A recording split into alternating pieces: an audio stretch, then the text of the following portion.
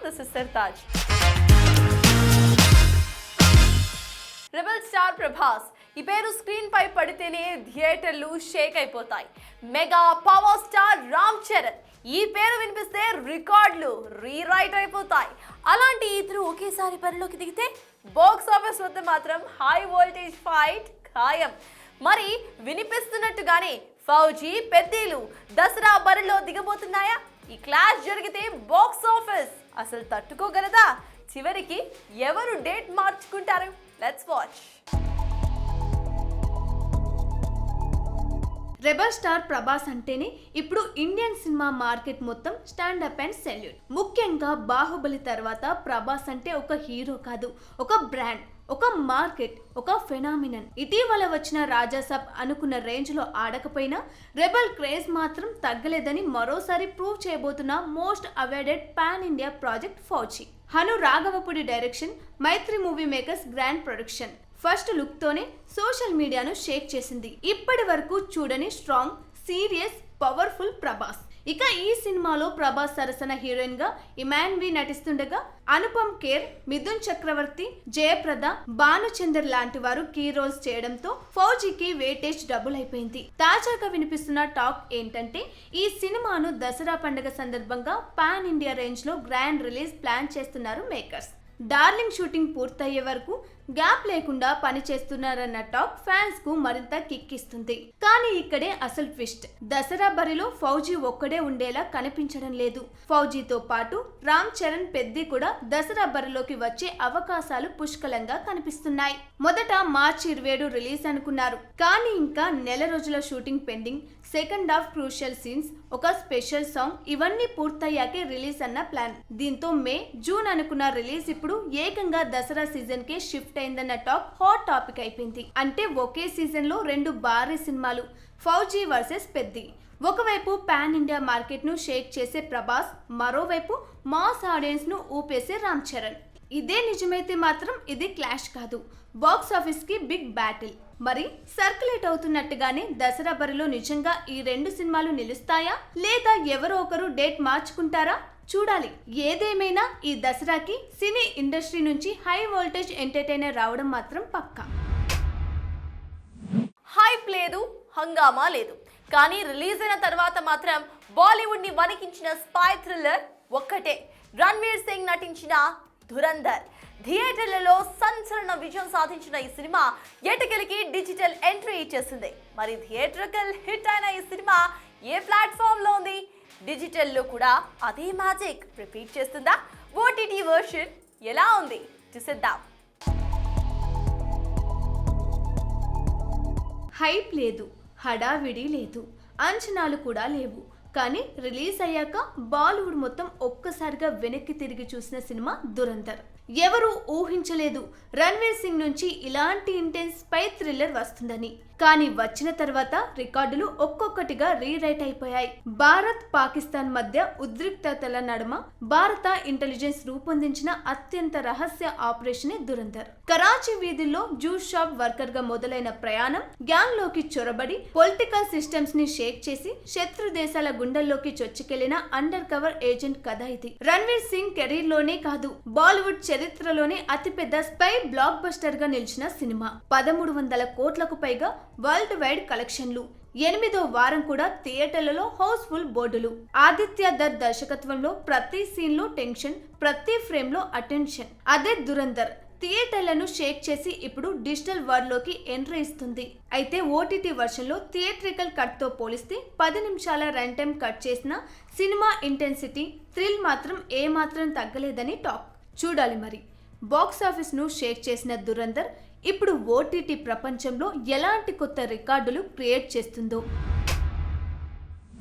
వారణాసి ఇది సాదా సీదా సినిమా కాదు, ఒక గ్లోబల్ మిషన్, ఒక సినిమాటిక్ వార్. 1300 కోట్ల బడ్జెట్, హాలీవుడ్ స్థాయి టెక్నాలజీ, ఆఫ్రికా అడవుల్లో షూటింగ్. ఇవన్నీ కాదు, ఈ సినిమా రిలీజ్ డేట్ దగ్గర నుంచి బాక్స్ ఆఫీస్ లెక్కలే మారిపోతున్నాయట. అసలు ట్రేడ్ వర్గాలు ఎందుకు షాక్ అవుతున్నాయి? మొదటి రోజే 350 కోట్లు అంటే నిజమేనా? 5 రోజుల్లోనే 1250 కోట్లు ఎలా సాధ్యం? Let's watch. ఇంటర్నేషనల్ వైడ్ గా తెలుగు సినిమా వాడి సత్తా ఏంటో మళ్ళీ చెప్పడానికి ఇంకో విజువల్ వండర్ రెడీ అయిపోతుంది. అదే దర్శక ధీరుడు రాజమౌళి, సూపర్ స్టార్ మహేష్ బాబు కాంబోలో వస్తున్న వారణాసి.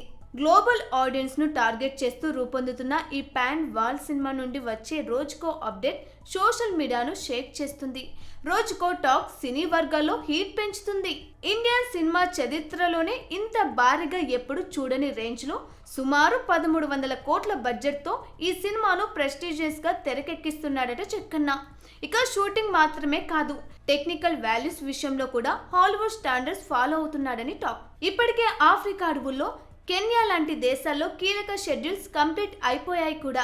విజువల్స్ చూస్తే మరో బాహుబలి, మరో RRR మ్యాజిక్ ఖాయమని ఫిక్స్ అయిపోతున్నారు ఫ్యాన్స్. ఇక అసలు హైలైట్ ఏంటంటే రిలీజ్ డేట్ అడ్వాంటేజ్. వారణాసిలో వెలిసిన పోస్టర్ల ప్రకారం 2027 ఏప్రిల్ 7 ఉగాది పండుగ కానుకగా వారణాసిని రిలీజ్ చేయాలని మేకర్స్ ప్లాన్ చేస్తున్నారట. ఇక దీన్ని బేస్ చేసుకుని ట్రేడ్ వర్గాలు వేస్తున్న లెక్కలు చూస్తే షాక్ అవ్వాల్సిందే. అవును, first day world wide gross సుమారు 350 కోట్లని, ఇక మొదటి 5 రోజుల్లోనే ఏకంగా 1250 కోట్లకు పైగా వసూళ్లని వేసిన లెక్కలు. ఇక గ్లోబల్ లెవెల్ మార్కెటింగ్ తోడైతే 3000 కోట్ల క్లబ్ లోకి కూడా వారణాసి చేరిన ఆశ్చర్యపోనక్కర్లేదు. అంటే సినిమా రిలీజ్ అయిన 5 రోజుల్లోనే పెట్టుబడి రికవరీ, డైరెక్ట్ గా ప్రాఫిట్ జోన్లకి ఎంట్రీ. ప్రెజెంట్ గ్లోబల్ మార్కెట్ లో ఉన్న Rajamouli brand, Mahesh Babu market, global release కలిస్తే ఈ నంబర్లు అసాధ్యం కాదని ట్రేడ్ పండితుల మాట. చూడాలి మరి ఇండియన్ సినిమా చూడని సరికొత్త నెంబర్స్ ని వారణాసి అందుకుంటుందో లేక అంచనాలకే పరిమితమవుతుందో. ఒక సినిమాని రీమేక్ చేయటం ఎప్పుడూ రిస్కే, కానీ ఓటీటీ యుగంలో అది ఇంకా పెద్ద సాహసం అని చెప్పుకోవాలి. అలాంటి పరిస్థితుల్లో కొన్నేళ్ల క్రితమే తెలుగు ఆడియన్స్ ని బాగా చూసేసిన మలయాళ హిట్ సినిమా జయ జయ జయ హే ని ఓం శాంతి శాంతి గా తీసుకొచ్చాడు తరుణ్ భాస్కర్. మరి దర్శకుడిగా తనదైన ముద్ర వేసుకున్న తరుణ్ ఈ సినిమాతో నటుడిగా ఎంతవరకు సక్సెస్ అవుతాడు, ఒరిజినల్ ఛాయలు కనిపించకుండా తెలుగు నేటివిటీకి ఎంతవరకు కనెక్ట్ అవుతోంది ఈ సినిమా, చూసేద్దాం. ఓంకార్ నాయుడు ఇంట్లో పెత్తనం చెలాయించే టైప్. ఒక రకంగా కోపం అంటేనే ఓంకార్ నాయుడు, అహంకారం అతని సర్నేమ్. ఇక ప్రశాంతి, పేరు ప్రశాంతి అయినా లోపల అగ్నిపర్వతం. చిన్నప్పటి నుంచి ఇంట్లో వాళ్ళు చెప్పిందే వినాలి, తన కలల్ని పక్కన పెట్టాలి.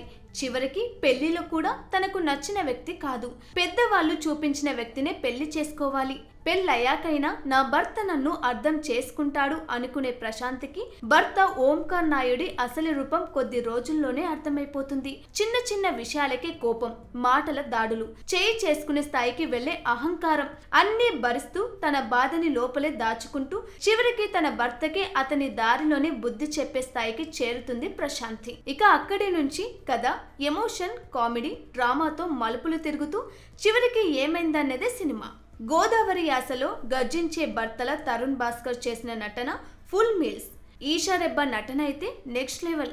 నిజానికి జయ జయ జయ హే రీమేక్ అయినా సరే గోదావరి గాలి, యాస, వెటకారం కలిసి పూర్తిగా మన సినిమాలా మారిపోయింది. ఇక బ్రహ్మాజీ ఎంట్రీ అయితే చాలు, నవ్వులు పక్కా.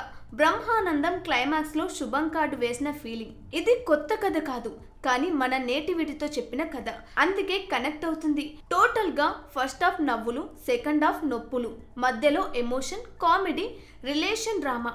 ఇక బ్యాక్గ్రౌండ్ స్కోర్ ఫ్రెష్ గా ఉంది. జే క్రిస్ మ్యూజిక్ పర్వాలేదు. సినిమాటోగ్రఫీ చాలా బాగుంది.